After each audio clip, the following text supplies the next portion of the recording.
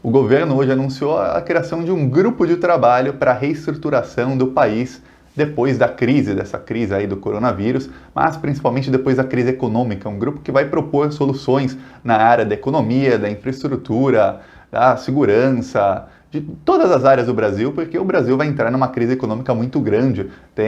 O Banco Mundial estima que talvez a economia brasileira caia mais de 10% esse ano.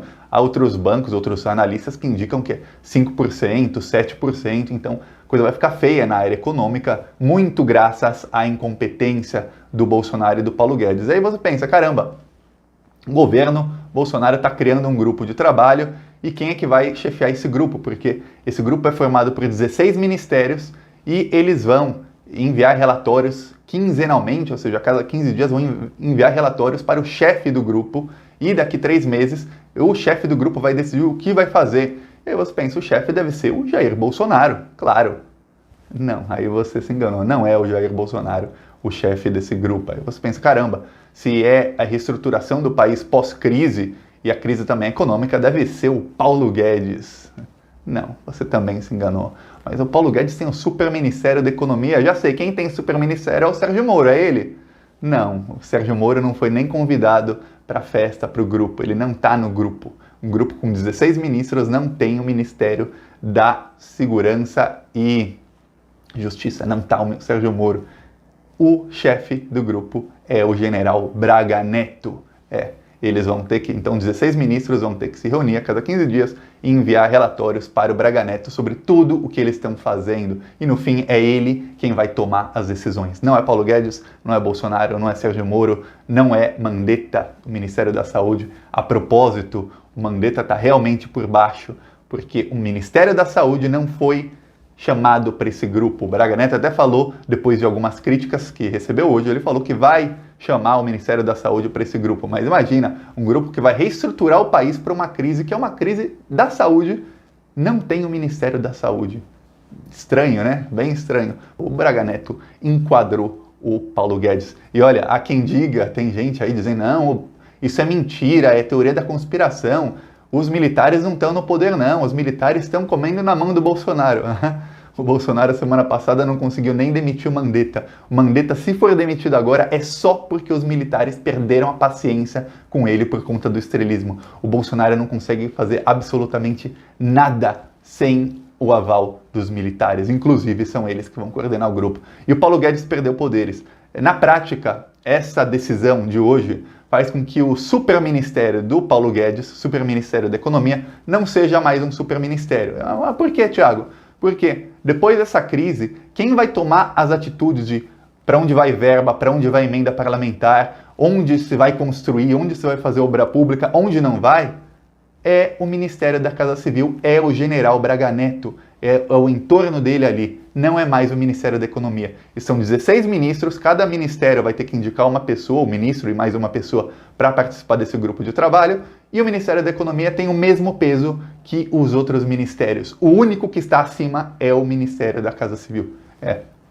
Outra coisa estranha é que o Sérgio Moro não foi convidado. E o ministério dele, que é o Super Ministério da Justiça e Segurança Pública, é um ministério importante porque o Brasil vai ter que reestruturar a segurança pública depois de uma crise econômica tão grande. Todo mundo sabe que crises econômicas levam a mais violência, aumento do número de roubos, aumento do tráfico de drogas, porque muita gente começa a entrar em depressão, começa a ter problemas e muita gente começa a buscar a saída das drogas. Então, aumentam os crimes de todo tipo de crime, homicídio, roubo, assassinato, tudo começa a aumentar durante e depois de crises econômicas. O Mandetta, que tá para ser demitido, enquanto eu gravo esse vídeo, talvez o Mandetta seja demitido.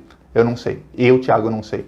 Tá todo mundo, muita gente achou que seria ontem, muita gente achou que seria hoje, talvez não seja demitido, talvez seja agora mesmo, a gente não sabe, mas o Mandetta não foi convidado, o Mandetta tá por baixo com os militares, porque ele deu uma entrevista no Fantástico peitando o Bolsonaro, e isso foi insubordinação, ele fez de propósito, foi uma provocação, assim, em rede nacional, contra o chefe dele. E militar não gosta de insubordinação, ou seja, tem uma hierarquia. Quem está acima, quem está abaixo, está abaixo. Esse manda e esse obedece. Quando o Mandetta começa a peitar o Bolsonaro várias vezes, ele está certo no que ele falava, os militares tomaram a caneta do Bolsonaro, o Bolsonaro já não faz mais nada. Mas quando o Mandetta começa a simplesmente peitar o Bolsonaro por estrelismo, que ele não tinha necessidade nenhuma de dar uma entrevista na Globo provocando o Bolsonaro, aí os militares também não gostam. Não que eu, Thiago, não gosto. Nessa briga Mandetta-Bolsonaro, eu torço pra briga. Que se danem. O Mandetta, já falei, ele é um corrupto. O Mandetta é um corrupto.